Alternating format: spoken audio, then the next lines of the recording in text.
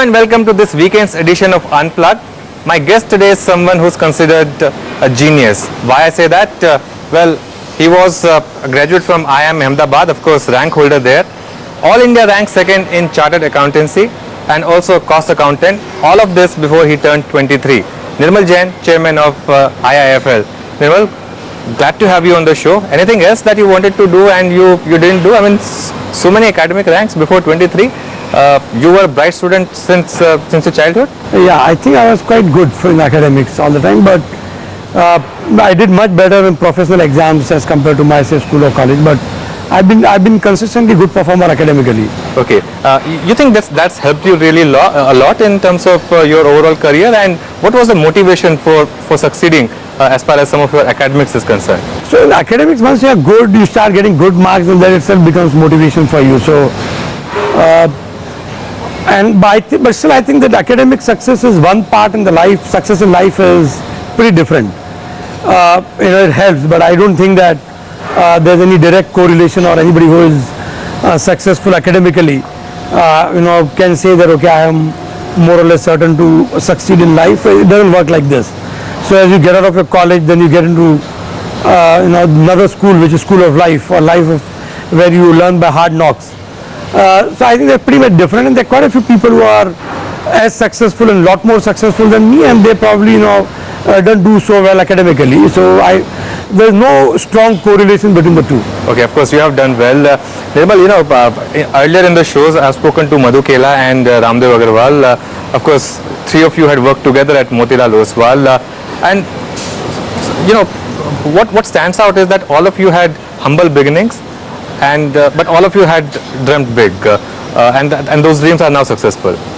So three of us, we were together when in India reforms had just started. Indian economy was taking off. There was just about early 90s, when the 91s, those major reforms of Manmohan Singh and Narasimha Rao government had happened. So India was just about to take off. So maybe we were at the right place at right time, because capital market was very small at the point time, was taking off. So we are among those early sort of leaders or early players who got into this, of course we got together because we had some common characteristics. We were all had come from middle class, humble background. We all had wanted to work hard and succeed. So it's dint of enterprise and hard work which was common amongst all of us. And India has been a great opportunity in the last 25 years. So maybe I think all the factors converge. And I'm very happy that everybody is successful in his own way. Oh yes, Ramdev was with us just last week, and he told us what Nirmal has achieved in 14 years, they've achieved in 30 years. That's the kind of success that you've had, and that tells you a lot about the entrepreneurship ability of Nirmal Jain. But at what point did the entrepreneurship bug bite you? No, I think so. Ramdev and Motilal, they're modest people, and they will always underplay their own achievements. But I think what they achieved in capital markets, and they have been, when actually I joined them, that time also it was maybe not thinkable for a typical local broker to try and get somebody who is well qualified, set up research. And Ramdev's dedication to research and portfolio management, that shows in his performance also.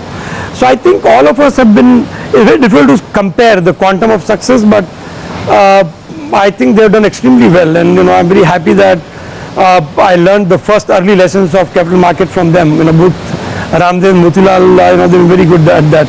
Okay, one thing which again stands out is that all of them, Ramdev, Motilal, of course, Madhu Kela, you had a lot of passion for equity research. Still do, right? Equity research still remains passionate work for you? To be very honest, I am now little equity research, I like it, but there are people who do it.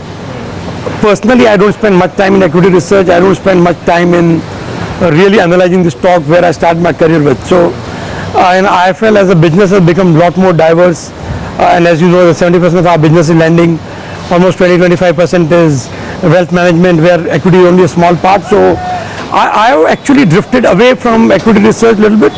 But yes, I love it, because this is where originally I started as an entrepreneur, and when we started, maybe Ramdev, Motilal, Madhusudan Kela, all of us, that time equity research was new in India, and whatever work you did was sort of original work. You can really make a difference because there are not too many people doing it, and when you do and you discover something, it had value. From there, I think we have come a long way, although high quality equity research still will have value and can still be helpful in creating a lot of wealth and on a much larger scale. But I mean, to be very candid, and I have drifted away from equity research individually. As a firm, we invest and we have, I think, some of the best analysts and best team there. Okay, you also had Rashesh Shah as your classmate, of course, and now we have Edelweiss, which is also listed. Edelweiss, IIFL, Motilal Oswal, all of them have almost similar market cap. You guys have friendly rivalry. Do you guys talk often? You meet? I mean, what's the? So we meet, sometimes socially or sometimes, Rashesh is a classmate, so was a classmate in Ahmedabad. I don't think that, any of us, or at least I don't look at market cap of the other two and compare. More or less we started at similar time. All of us started in early 90s. In fact, maybe Motilal started a little earlier, but in that time frame. So I think we have grown more or less at similar pace, if market cap is in the same range. So, and maybe, the promoter stake will also be different in companies, but this is not the comparison yardstick. It's just question of, I think everybody is happy in whatever we are doing, and market or opportunity is like an ocean, so there is enough for everybody. And not only it's not that we compete with one another, but there are a whole lot of more competitors in the financial services field. So I don't think a rivalry, or at least all of us are good friends and we are well wishers. I don't think anybody will do anything which is negative or which is it's not a zero-sum game, let me put it this way. Okay, it's not a zero-sum game. Of course, the market is much bigger than that. I'll talk about the equity ownership in a bit because that's an important point, and that's part of my Unplugged conversation as well with you, Nirmal. But before that, just tell us a bit about your start. You were with Hindustan Unilever. By the way, a lot of people think that if you were still with Lever, maybe you would have been, near the CEO levels. maybe you would have been the CEO or something like that. But you met Venkat while you used to have vada pav near the Miti Bhai College. Is that so? No, right? near Hindustan Lever office. Near Hindustan Unilever office. So, yes. okay, I worked with Hindustan Lever for 5 years. I took that job from my campus placement in Ahmedabad, and I think it's a great company to work with, and I learned a lot. So typically, people think that if you work in an MNC and you want to be an entrepreneur, they are connected things. But I think whatever I learned in Hindustan Lever stood in good stead, and particularly when you want to scale up your business, when you want to put systems and processes in place. So Hindustan Lever and Venkat used to work with ICICI. Yes. Those are old and ICICI Limited. The two buildings are across the street. Okay. In Bagway Reclamation. So after lunch, or sometimes when you don't like lunch or you want to have some variety, yes. you step out. Yes. And there was a vada pav stall outside SDFC building. So we met there, and both of us are from IIMs, and we became friends. We also had a common friend because Girish Kulkarni was my classmate. He used to work, and I think Venkat used to work with him. Those days when I think both of us are unmarried, and we just used to meet more often. We became friends. Venkat joined much later. So from ICICI he moved on to GE and Barclays in between. I think he joined a few years later. Okay, but he has equity stake in IIFL. He has equity stake today, yes. Of course. Okay, you have been very liberal with equity stake, giving it to your employees. I believe even your driver has some ESOPs. You have an equity culture in your company, and your own stake, your own family stake is actually very low, just about 23-24%. You've distributed a lot of stake to your employees. Right. So I think they have been part of wealth creation and part of the company.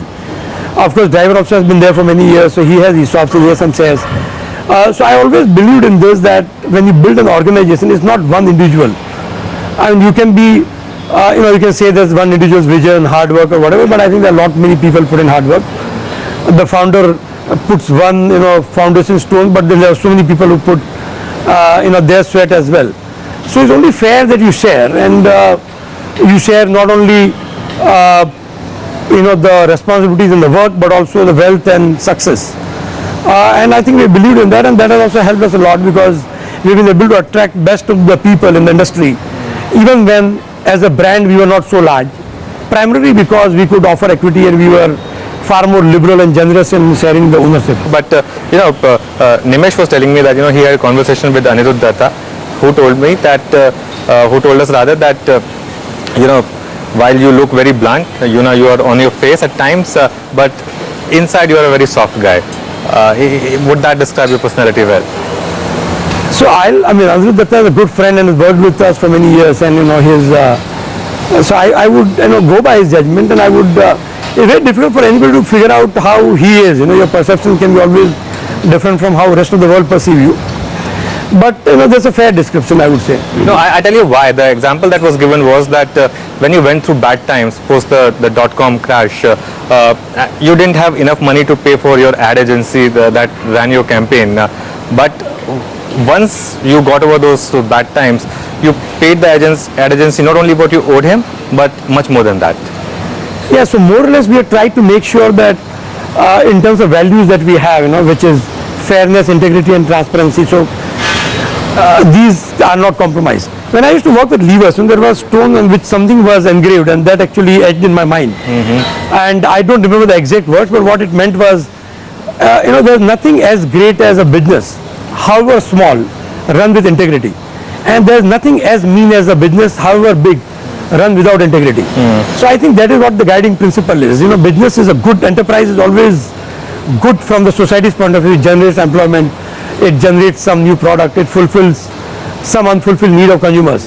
But of course, only when you do it with integrity and honesty. So I think that is something which is non-compromisable. Okay, your current wealth right now is 1,300, 1,400 crore. To be very honest, I have not computed. Okay, I don't bother about that. Okay, you haven't looked at it. You haven't looked at your peak wealth as well. 2008, the stock price was 2,000 rupees, Nirmal. So the people who do that, but I think that it doesn't matter. Okay. So neither of that. So I think when the stock market Your peak prices wealth would have been 14, 15,000 crore in terms of stock worth.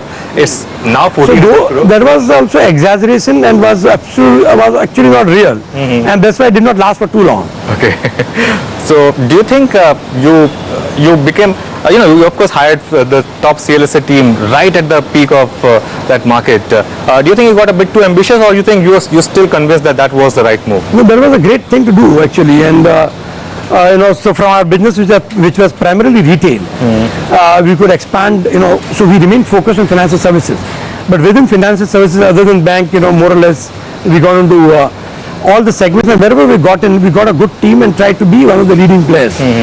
So you don't want to be, me too kind of a thing, but you want to make a difference. So I think that was a fantastic decision, because the team, despite all the rumors that people keep hearing about and rumor mongers talking about, is more or less, the entire team is with us. And there's and that rumor keeps coming. It might happen at the peak of the bull market. The markets went down after that, but that makes no difference, because most, all the people are aligned from long-term point of view, and I think that was to my, if I look back, that was one of the tipping points that we had. And all four of them have now in their own different verticals, right? I mean, Anirudh is running your app.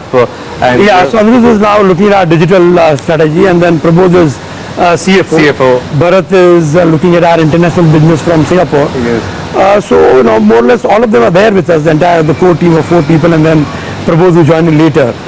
And what happened after that the broking pie, and institutional broking in particular, that did not grow as much as we might have anticipated, or we might have thought at that point in time. But then investment banking piece came together, and these talent, that's very good. They basically moved, and they're helping with other key functions.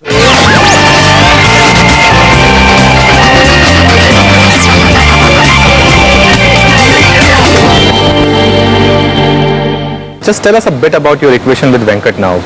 You've been now together for how many years? 20 years, more than that now? Yeah, that's true.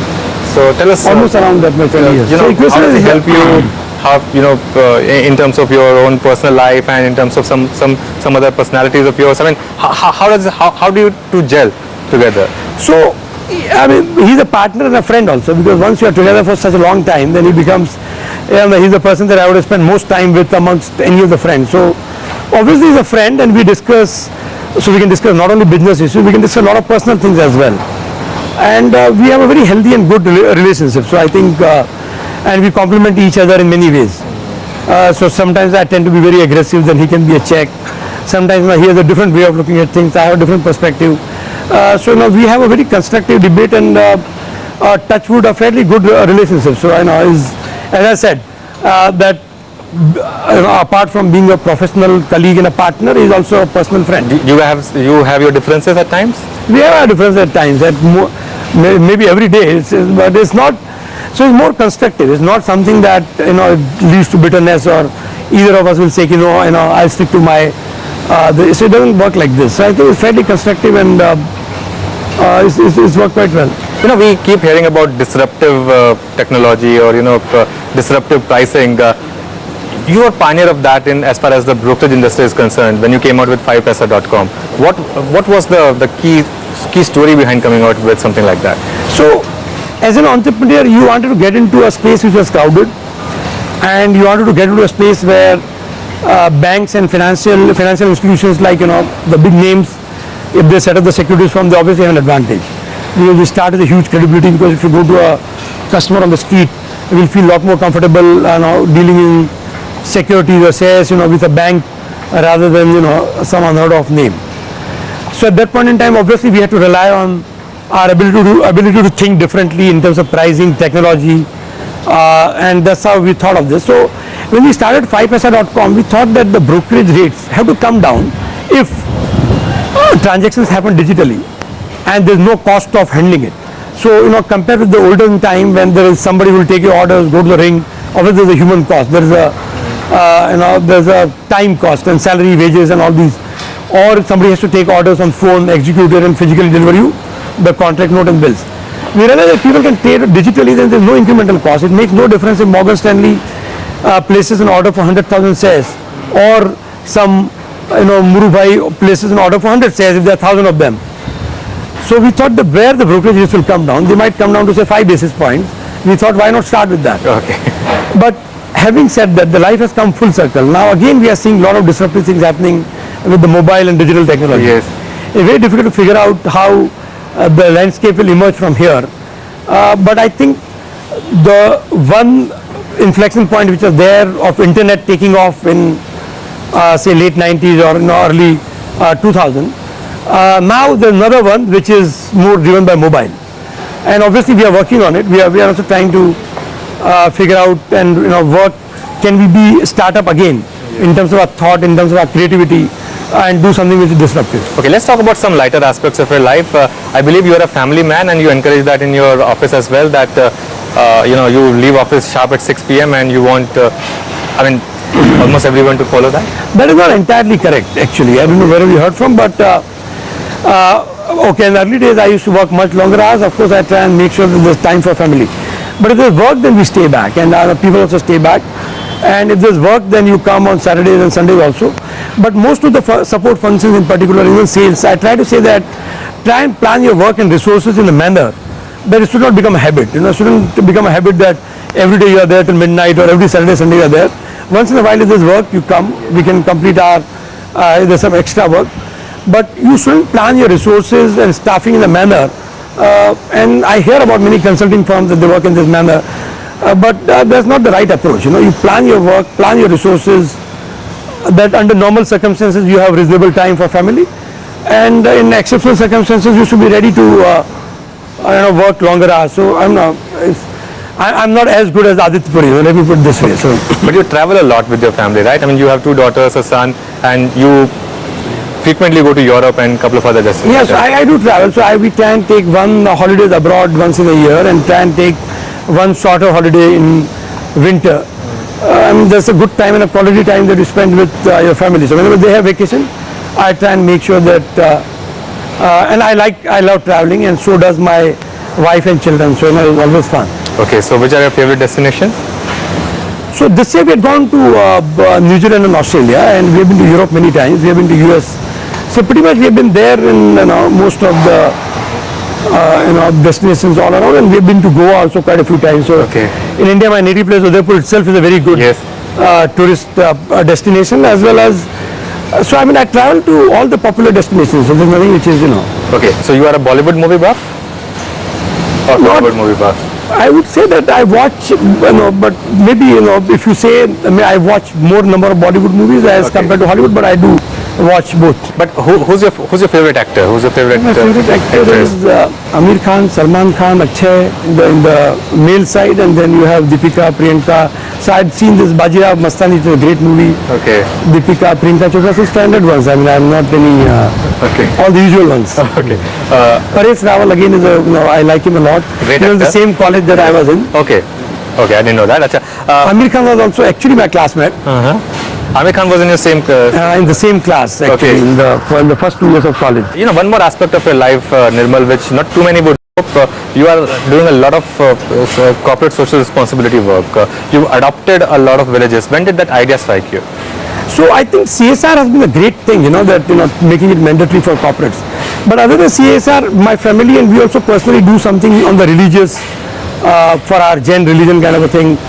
So we created a place of worship which is Thandak here we have contributed and we've been the founding contribution there in Bombay.